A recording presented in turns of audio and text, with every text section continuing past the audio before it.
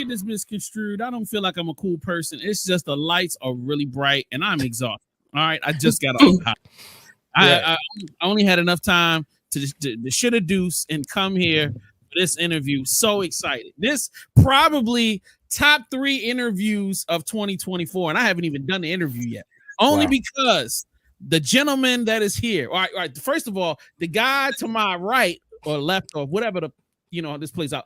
First of all, I haven't seen Eddie in almost 2 weeks, and that's just crazy. So shout out to him first, my guy. Good to be back. I don't know how she became my tag team review buddy, but Mimi is in the building. And then today of all days, one of my one of my creative friends, like one of those people that used to support my radio station when it was literally in a podunk fucked up garage somewhere in Stone Mountain when I could have gotten hung from any tree in the United States and a part of there. But he came through on a regular, got fucked up with me. We would get fucked up beyond recognition. And talk about music, talk about life.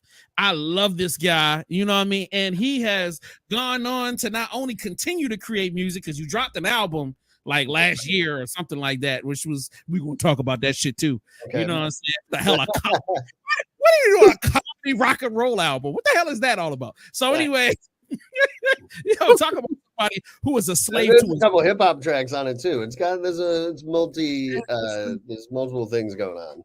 Yeah, it's a lot of drugs going on. Yeah, and then he pivots stand-up comedy, and then starts making films, but just doesn't start doing any random thing. He really is good at it. Like, it's really weird. So I had to beg this guy to sit down with me so that we could talk about it.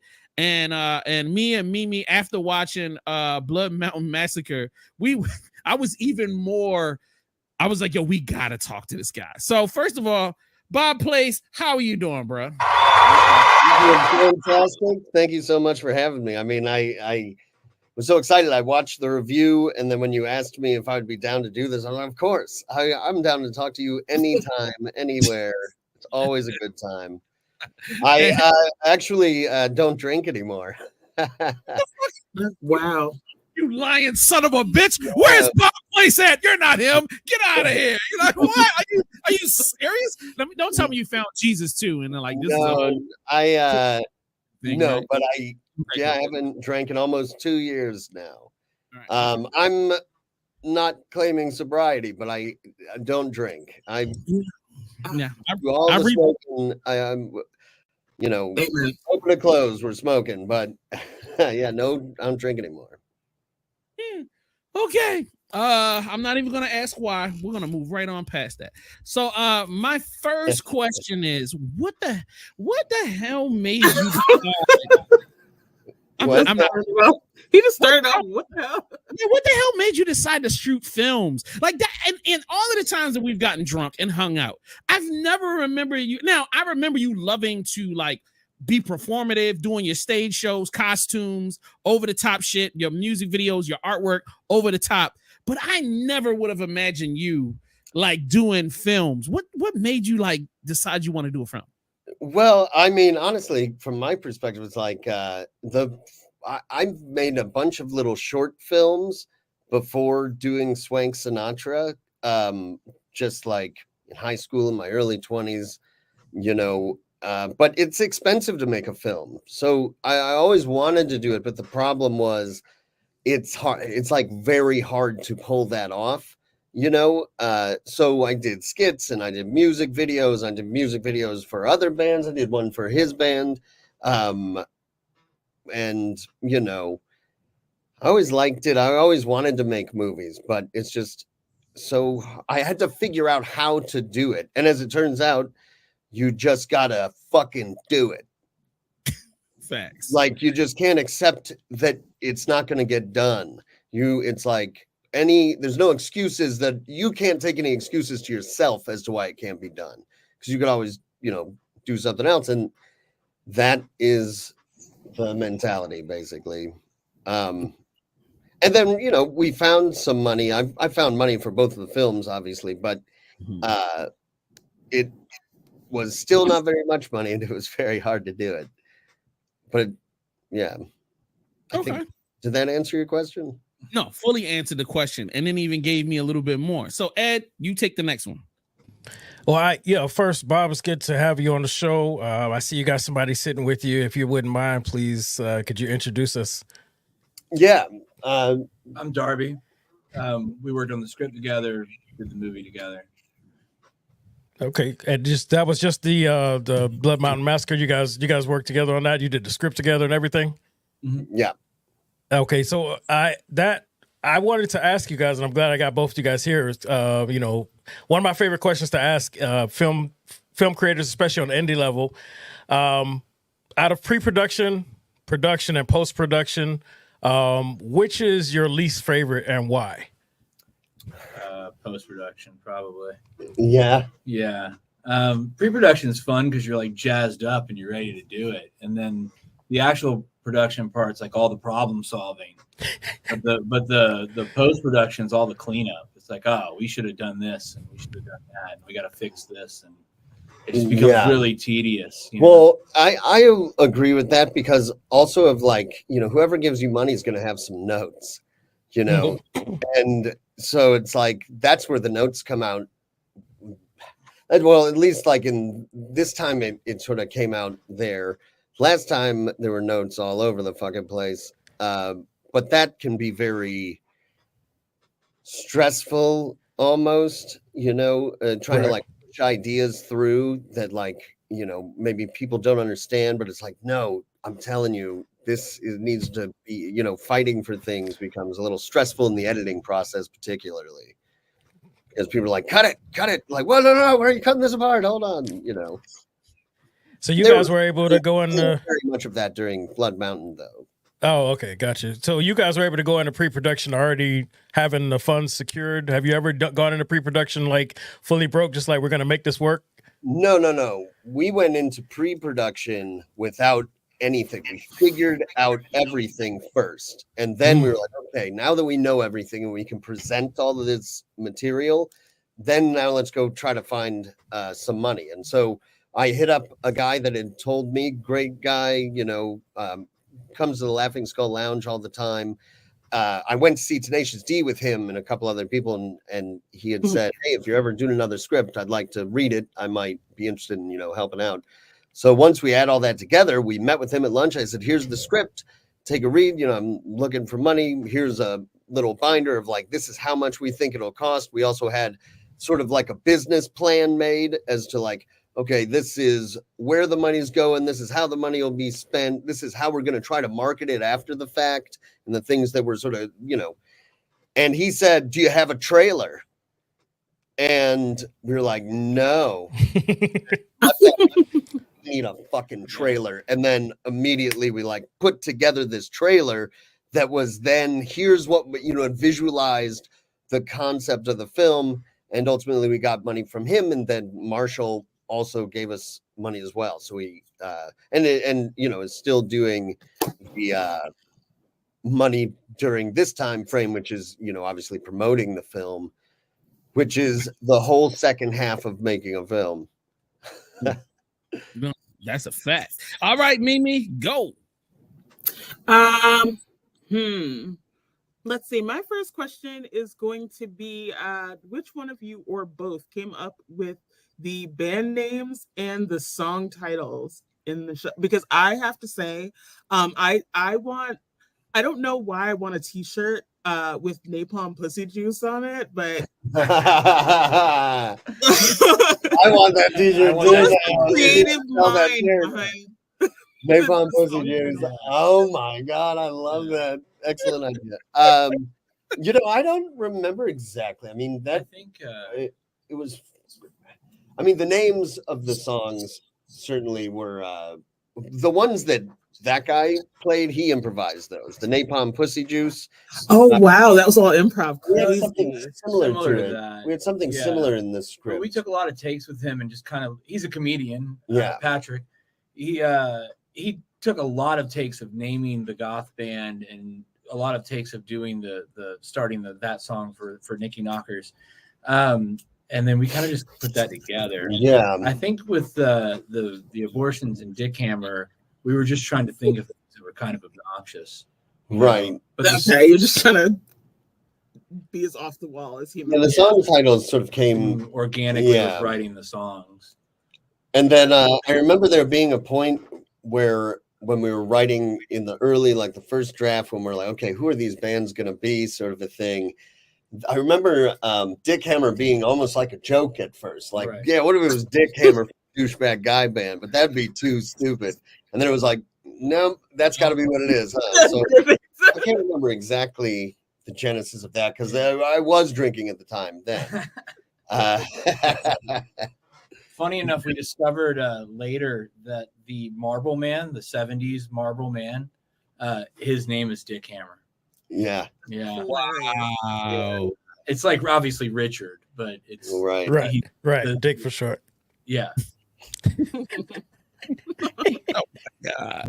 So how long did it take for the two of you to write the script? And what was your ritual? You know, did y'all get together on a regular basis or did y'all just send pages back and forth?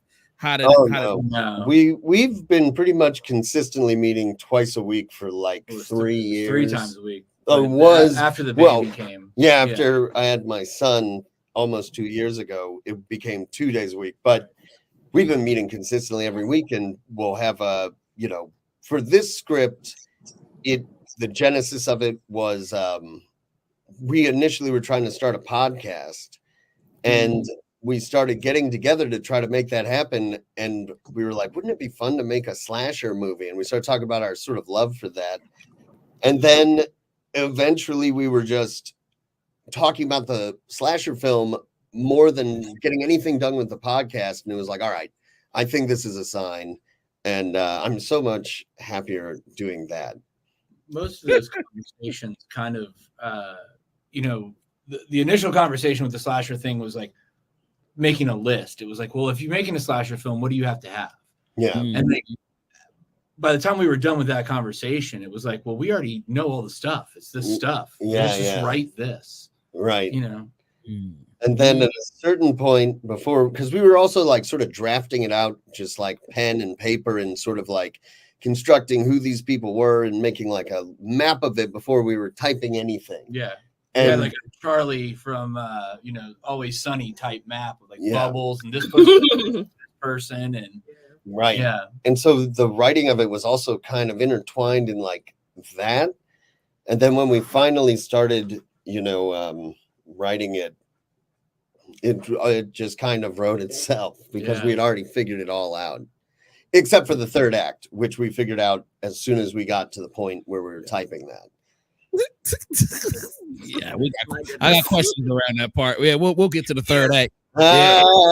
And also, I think another thing to my point about once we started writing it, it seemed like around like right before there, we decided to make it about music too, and about the bands in this scenario, as opposed to a slasher film about cheerleaders. Which, when we were first talking about it, it was just going to be that. Yeah. Right. But Or then a it was slumber like party type thing, or there's always has to be a reason why all these girls are in a house alone with each other. And then, that got turned into like, what if they were bands? And then which has been that's been best, it was a great decision. I would like to say that was the dopest thing I'd ever seen, because being around you guys, I really got to see that behind the scenes of the smaller band's journey to like becoming a bigger act. So like when you put that in a movie, I'm like, bro, this is so real. Like this is how this movie is. So I applaud you guys for that, man. Like, cause it's such a unique take. I've never seen that on film before. So like, I've seen the teenage girls at the cabin or the couples that sneak away or the whatever. So like, getting that laugh, that good laugh, to fall in love with the characters before sending them to the slaughter, I thought that was like, that's really, really fire. You know what I mean? So Ed, go ahead. So with the character development, you guys, you say, you pretty much made this board and everything about them, but I want to know the persona and the dialogue, because the dialogue is actually very strong and very funny. Was that based off of people in reality, or just your favorite characters over time in life? Well, it was kind of originally based on the tropes of what different kind of characters do you need to have in this slasher film? You know, like we needed a virgin. Okay, so how do we fit a virgin into this rock and roll band? Well, maybe it's the lead singer's sister who is going to be, you know, this trope of like the person doing drugs that has to die because and so she has this drug addiction, and then the girl, there's one of them's a whore, right? And the whores have to die in slasher films Always. and then, you know, you've got the mystic one, and Well, the outlier in that would be Pam, because Pam Well, is not those things. no, Pam Right. is Pam Grier. Right. She is the, you know, Yes. Yeah. she's the best. But also too, there was a point of making Pam the only person that was ever succeeding. Yeah. You know, and like everybody else that came up against, you know, the killer, Ed Green, like they failed. But when Pam came up against him, she was the only person winning. So that way, when you get this moment with Pam, it like we rob you of something, you know? Mhm. And you know, at the premiere of that, the audience gasped. And it Oh, was the man. best moment of my life. They just like all were like so upset, and it was so great. It was really good. That's awesome. Sorry. Yeah, so that's sort of the genesis of where the character development, or why those people were those people, and then the guys were just all the dudes in a slasher movie are just douchebags that are up to no good, and we're like, oh, you mean like a band? So you know, But we had Yeah. to have one that had a good heart. So that's Yeah. the drummer guy, man. Right. He gets to be the guy that's not as bad. You know? Right. Yeah, so I just wanted to be, you talked a little bit about the gasping at the premiere. I just wanted to know how many family members and friends did you lose with the ending of that movie? Because actually JS1 thought that I was gonna flip out on him for making me watch this. I thought it was a brilliant ending because it came out of absolutely fucking nowhere. And then I also, you said you wrote the third act as you got to it.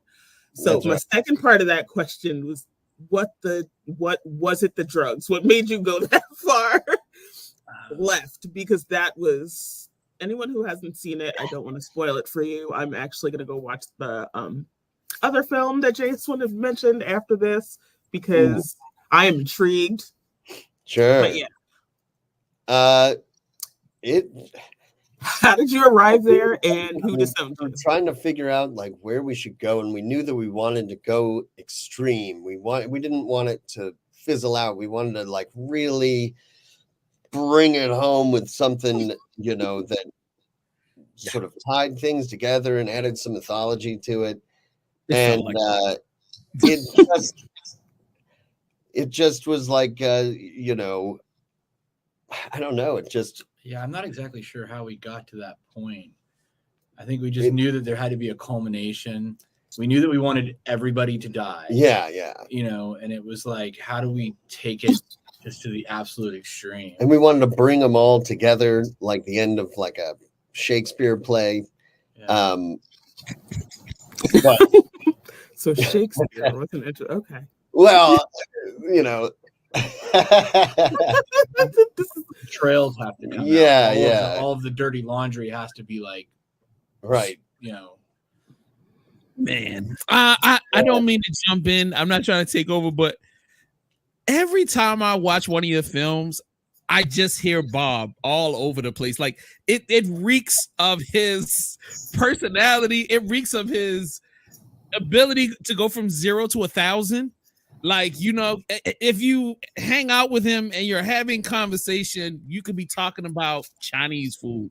And then next thing you know, you're talking about nuclear war, and then it'll go through some wild other shit. And then cocaine is going to be a part of it. Not saying doing cocaine, but just the conversation about it. just, there has to be cocaine somewhere. It's got to be something somewhere. It's You just so the films have a tendency to have that. I'm always expecting the unexpected. To me, I feel like that is what makes good cinema, is like when it's fucking wild, like when it's a wild, fun sort of a thing. So, you know, I don't know. I think that, you want to kind of get as wild as you can and try to kind of maybe go over the line a little bit. Right. Pull it back a little bit. We'll see where it lands, you know. But so I think that's more fun, and especially with horror in particular, it's really lets you do. There's no limit to it, and I think you can also get away with more of that limit-bound pushing in a horror movie. So, but I mean, with Dirtbags, that wasn't horror, but it was also intense, I guess. You know, but all over the damn place. No, keep talking. I'm just throwing Yeah, it in because the- I also sorry about that. I also just wanted to add to the end because I was asking JS1 what he thought. That ending left room for a sequel. Would you consider going back? Oh, we are almost. What would you say? I mean, we're not quite almost done, but we're about an hour in. An hour into the first draft of the sequel, and the sequel is, man, I really hope that we get to make the sequel because it is an excellent. It's so much better than the first one.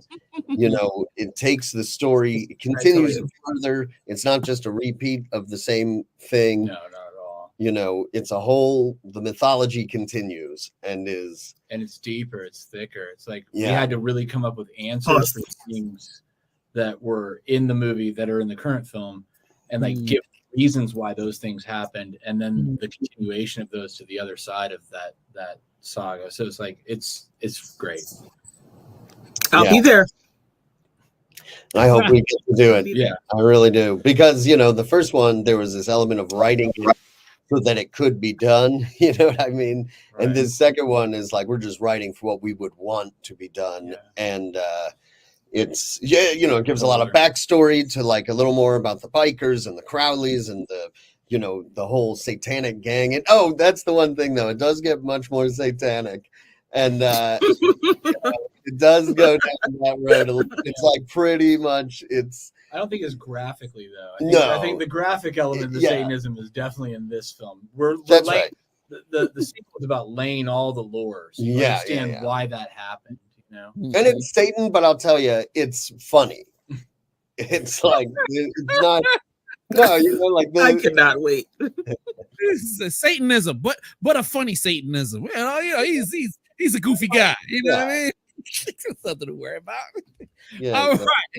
So, all right. So, from my perspective, watching the film as somebody that likes to make money off of creative works, there's something about that mask that y'all created for the villain. There's something about just how you were able to bring together even the graphics of it. Yes. Oh, there we go. Oh, this thing is covered in mold. It is so gross. That's the one though. That's the real one. I mean, I look at that ability to brand, to build off of that, like to I mean, like I could see me wearing that. Well, not really, but I mean, I can see somebody wearing it for Halloween and it becoming a thing. You know what I'm saying? And you put a fat dude in there, so like you gave us something to be happy. You know what I mean? Thank you. You gave us. Yeah, you're welcome. And it's easy to dress up for. Just a red plaid shirt, you know, the mask, and I can get a chainsaw. Yeah. Jody was cast before the character was even done being written. It's Yeah. like Jody's one of my best friends, and I couldn't have imagined that anybody else would have played the killer. Jody was made for it. You know? Oh yeah. Yeah. Jody's a real one. Let me give you an example. Like I had met Jody a few times because me and Darby have been friends for many years, and you know, he's also a tattooer, and so he'll tattoo me, and I would hang out and at his tattoo shop. I'd met Jody a couple times, but I'd never really met him. And then when we started to make the trailer for this, Jody came along, and we had to go to Home Depot, and we were buying props, and we were going all over the place, and he was barefoot the whole time. The whole time, this guy's not wearing shoes. We're going into Target. We're going in, and this guy's so big that the sentiment is like, someone going to say something? What are you going to say?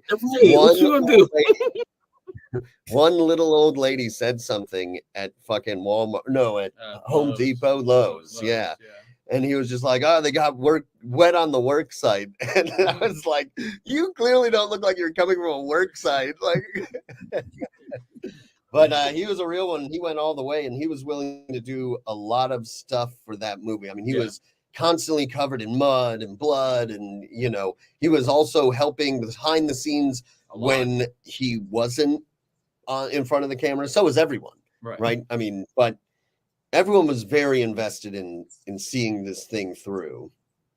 But as far as the mask is concerned, though, I mean, we didn't construct that. We just sort of messied up a pig mask.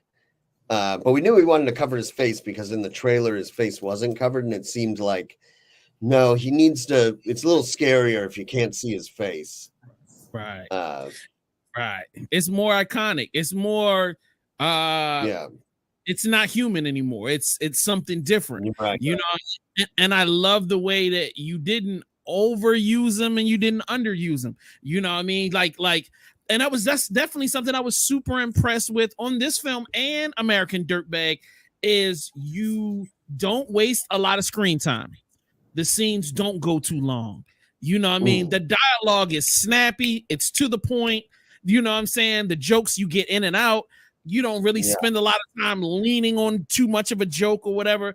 It's like, man, this is such beautiful. Even in the editing, I think you guys do such a great job on the edit, man. Like, I mean, the 10 minutes, 15 minutes to establish all of these characters and the villain all within this short time period and then get us quickly going into the storyline. That's a lot of work, man. And I was like, wow, like I have a sense of who everybody is. I pick up on whom of course, you're going to be attracted to certain characters versus others. And then, you're kind of going like, and I think, man, I was like, wow, I'm super impressed how you were able to get all of that together in the edit, get everybody going and then get us into the meat of the film. Cause I think a lot of times it's very hard to establish the film, establish the characters and get the story going without losing people or, underrepresenting certain things. So shout out to y'all for that. Well, thank you. Yeah. Thanks. I appreciate that. Really quickly, I want to go into. Oh, I'm sorry. Go ahead, Darby. I'm sorry. You were saying about how being able to pick out your person. Like I remember when we were shooting the scene with the girls all being in the van together, and like we were outside like rocking the van, so the van looks like it was moving. And I turned to him and said, I was like, look at this, because it was the first time we really saw all of them together. I was like, you can pick your favorite one. You know what I mean? It's like everything is here and ready for you. Yeah. I remember when we were shooting that scene of them all in the van. It just feeling like this is working. Yeah. Like this is working. Like it was like a magical moment almost. Word. And even with that, in certain moments, their acting may not have been perfect. I think you guys do a great job of establishing that it doesn't need to be perfect. It just needs to stay within a certain space. You know what I'm saying? Because you guys do the funny part about the way the jokes are brought across. It allows for things to not be perfect. It's rugged. Sure. It's rough. You know what I'm saying? Well, you intentionally shoot things a certain way to keep it rough so that people don't go to the left or right.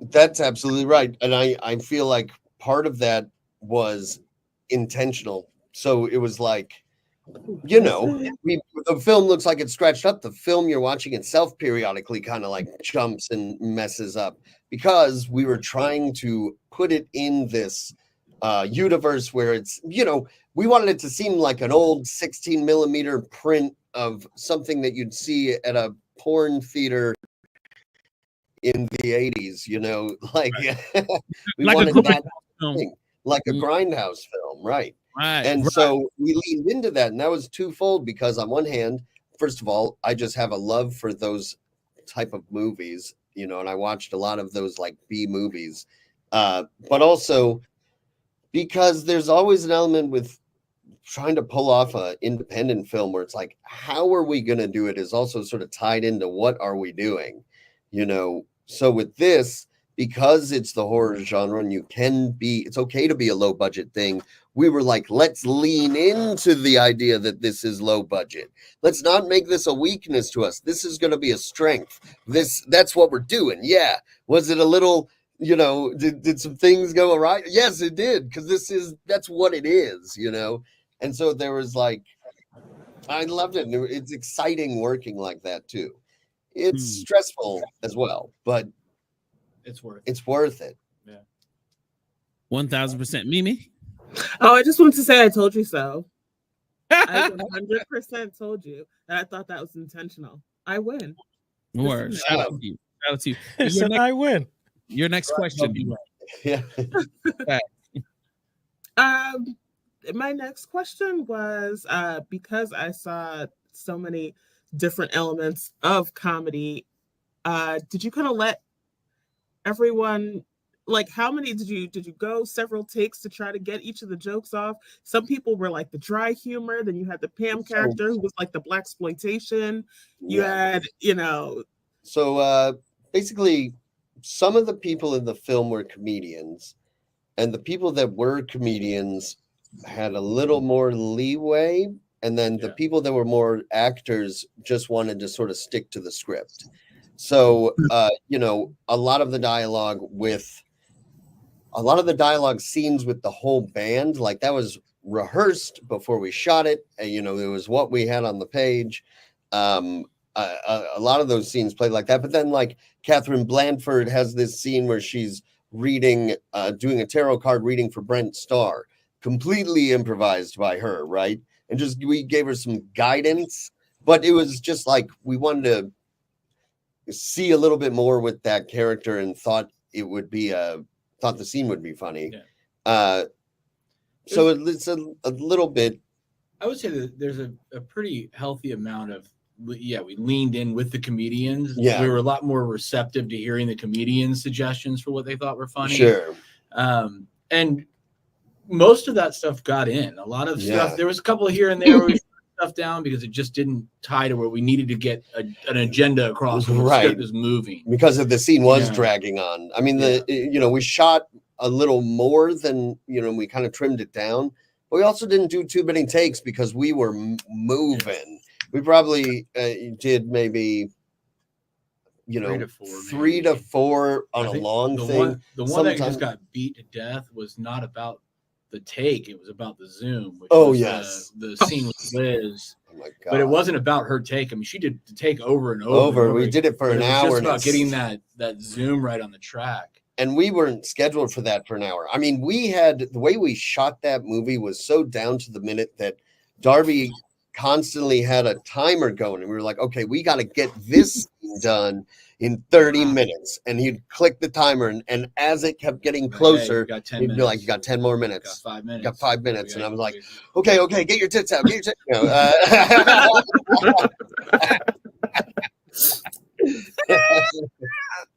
But it was, you know, that was exciting. And we also had, you know, the house that we were shooting it in was this abandoned house. And it was actually a murder-suicide house is why it was abandoned. But it didn't have any power or anything like that. And so we were just running everything off like a generator outside. Not just there, though. There was a couple different shoots that we brought the generator. That's right. We brought the generator a few places because there were several times we didn't have any power. Yeah. But we were moving fast, though. We moved so fast, in fact, that after we were done and I started working on editing it, the cast and the crew, which were the same people, thought that it would be done in a month or two, and then it was like they didn't see it for another year because we shot it fast, and then post-production we did a couple reshoots, couple punch-in things. We, you know, ADR. We ADR'd probably I'd say 60% of the film. It's over 50%. There was a couple weeks there where we were doing the score. Yep, we did the score, me and him, right? You know, but the ADR in particular, though, I thought was great, and that was a plan we had while we were shooting it, knowing we're gonna do ADR because that is how a lot of those movies did it. Yeah, and a lot of them look like that. It got to a point where that was a joke. And towards the last couple of days of production, the cast is just going, "Don't worry, you're gonna ADR that, right?" It's like, yeah. And then got all of them back into this studio that we're sitting in right here, and which is just like a basement, and they all did it. They all did all of their lines all over again to the edit, and I think it was worth it, and it's great. I'm very, very happy about it. All right, I'm gonna run down real quick. Tell me what is American Dirtbag about quickly, and then the next question is, what did you take away from that you ended up, utilizing in the other one, like something you might have learned from the first film? Go ahead. Yeah, absolutely. So American Dirtbags is right. You can check it out. It's on Amazon. American Dirtbags is the story of 6 different like dirtbags. Each one of them is a different piece of shit, right? And but it's from the perspective of that piece of shit. Oddly enough, Darby didn't help with this one, but the concept came from something that me and him had a conversation about. The opening of Raising Arizona is like a 12-minute short film. And I thought, wouldn't it be interesting to put a bunch of those together that intertwine with each other as a feature film? And then also, I didn't know if I'd be able to make another movie. So I was putting everything you see this animation, it's a wild movie. And then to get the money to make it, I worked at the Laughing Skull, and I was like, hey, we could get all these headliners, pay them to do cameos in the film, and then, sell it that way. And that worked to get the money. And, but it fell apart because the real takeaway that I had, and that makes me so happy about this one. Well, first of all, American Dirtbags was tough to make for different reasons. It wasn't very pleasant. And by the time it was done, I didn't know if I'd ever make a movie again. It was such a negative experience making that movie. It was so stressful. It was just like, you know what? And then after all this hard work, it took so much hard work to get it to this place where, okay, it's been released. Then there was no promotion for it whatsoever. It just got sort of thrown into this void. And it's this whole second part where, especially with an independent film exclusively with an independent film, actually, where you don't know how it's going to be distributed. So you make it, maybe you have a screening, that you promote and people come out, maybe but then you don't know what to do. So what am I going to go to festivals? There's so many paths to what should I do too, because there's no real clear answers on that, because it's show business and there's no clear answers on that anyway. But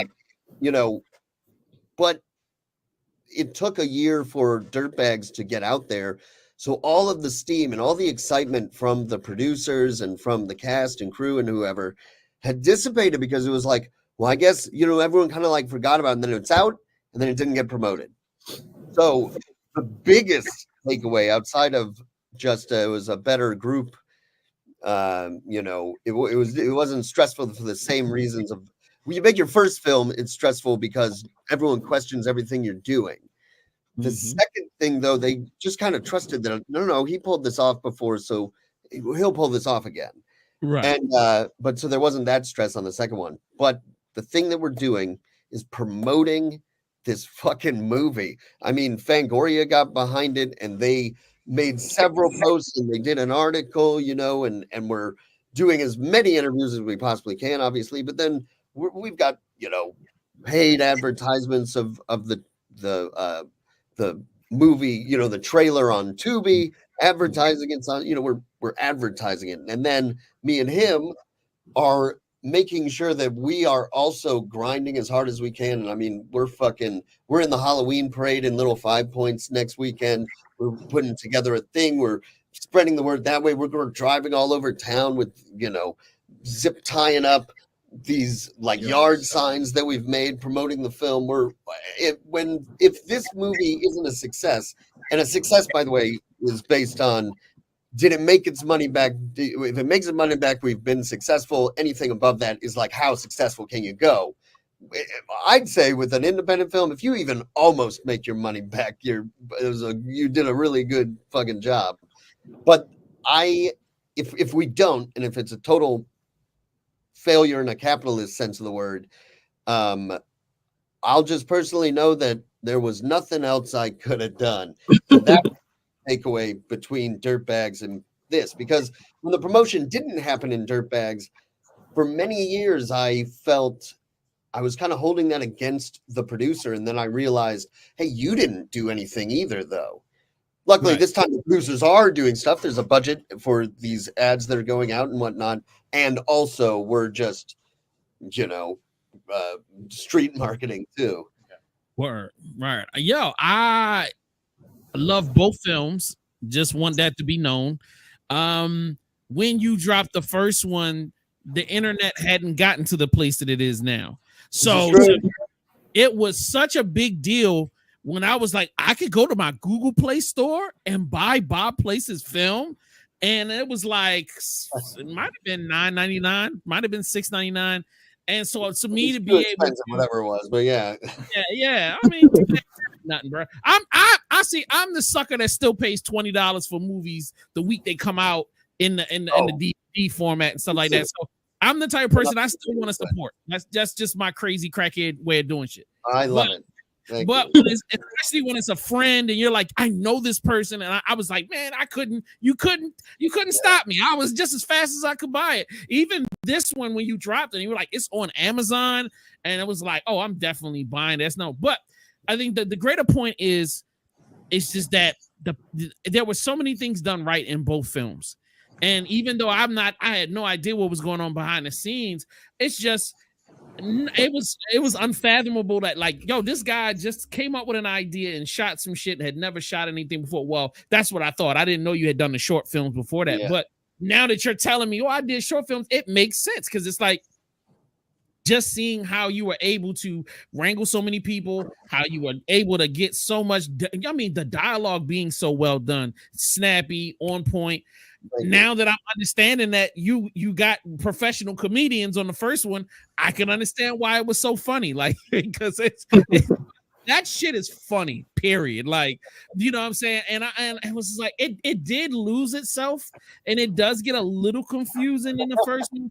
But in the first one, there was one review that came out years ago that said something like it requires a level of sobriety, and I'm like, it does. That it's almost too intricate. Like so much is connected between these 6 stories. Yes. It's almost convoluted, you know. But I always, there were trials and tribulations with that too, because the whole ending is not what I wanted it to be. We had an actress, the main actress, walked out. The old ending was like, it made it come together more. So I've always been sort of like, the ending sucks. And so it's really about this journey through it and this sort of wildness of these like terrible beings, as opposed to, and also like I said, I just wanted to put everything in it that I thought would be like wild. And it was actually, that one was basically like, by the time I was 30 when I made that, I had met so many people that had told me these wild stories about just like various things, and I always they stuck with me, and I just sort of threw them all together basically in this one thing. And so that one really tied into like, this is about this person and this is about that, and I actually don't think that that's a really good way to do it.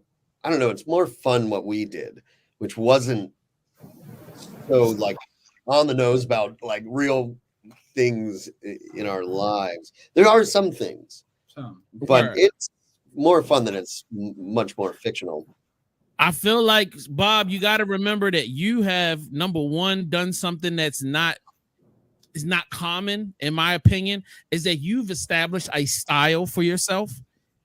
And when you watch both films, it becomes very apparent, the style, the dialogue style, the shot style. Not a dick jokes. Well, that's white people, man. I can't help it. That's something y'all can't help. Hey, I will say, there were no penises in either film. No penises. No penises. Okay, because he thought for sure that there were going to be. There was a little bit of butt, right? Little butt. Yeah. But that, I had to give a little for how many titties were in both movies. Yes. I had to balance it out to some extent. We didn't throw the dick in though. I mean, just even the thought of how you put the stories together, the choices of the stories, it's a style. And I would implore you to not, Yeah, I say definitely franchise for the second one, but franchise for the first one. To me, you've got something there, and you can take the same format, dirtbags too. So the problem with dirtbags is that the deal I signed with that, I don't own dirtbags. To get that movie made, I just sell my soul. All the rights, all everything. I don't own anything.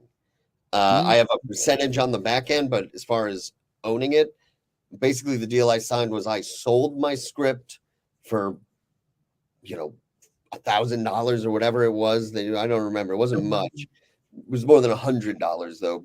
And then I was hired to be the director. But the characters and everything else, I didn't own from the second.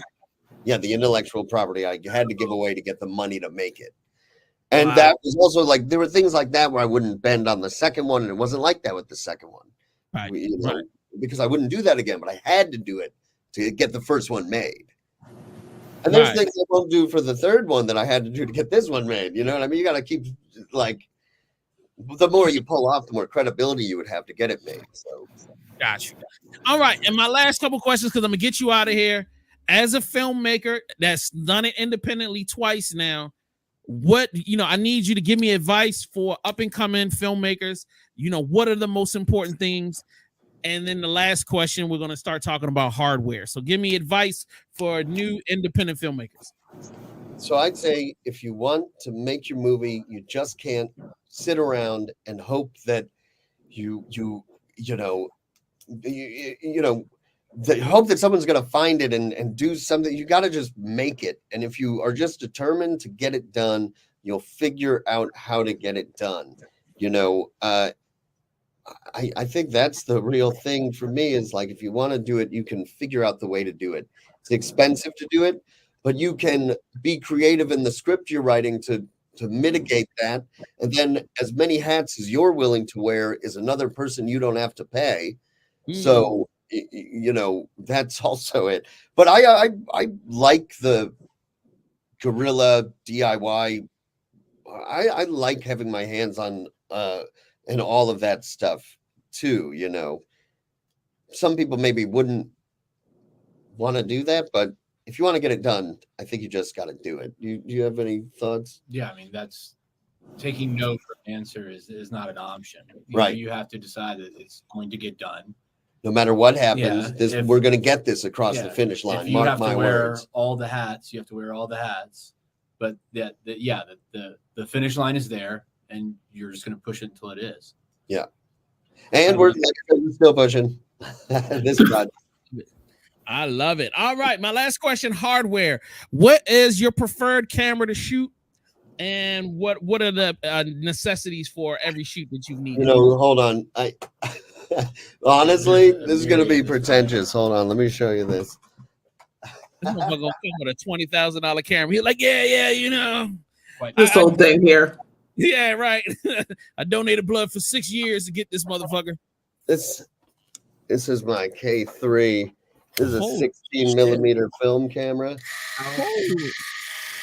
The stuff that we're working on right now, we're shooting in 16. Not all of it. We're shooting some of it in 8. We're shooting some of it in high 8. Yeah, right. But amongst all of those cameras, this one is by far my favorite one. It's wow. It's a different kind of filmmaking because you're really making film. Right. And because of that, it's as you hear that thing going, it's just like dollar signs, baby. So you got to rehearse it and you got to hope for the best. But so far we've only had one shoot we did that didn't turn out as we were hoping. So it's great. I love that camera. Outside of that, I don't have any I like all the cameras. I think especially I like them all. I like being able, back to your second question. It's like, how do you make the movie? Well, I don't have the cameras, man. I'll shoot a whole movie on an iPhone, and that'll be the gimmick. Is that the whole thing? That's been a gimmick, obviously. Yeah. So that's my point. Is like I'm from that space in terms of gear. So the gear I like is actually kind of like almost novelty gear at this point, and I almost like it that this camera was made in the 70s. You know, I've got That's 2 of them. Yeah. The So second you one shot. I fucking hate, but I do have 2 of them. Wait a minute, you shot all of that on film No. and then transferred it to digital? Oh yeah. Well, no, of the stuff because we're working on some stuff right now for a different project. Okay. Yeah, That was that's not the sequel of the film, but Wow. and we're shooting that on film. And we're shooting on it's mixed media, but my favorite thing is definitely the 16 millimeter K3. Gosh. All right. You are insane. I'm just letting you know that.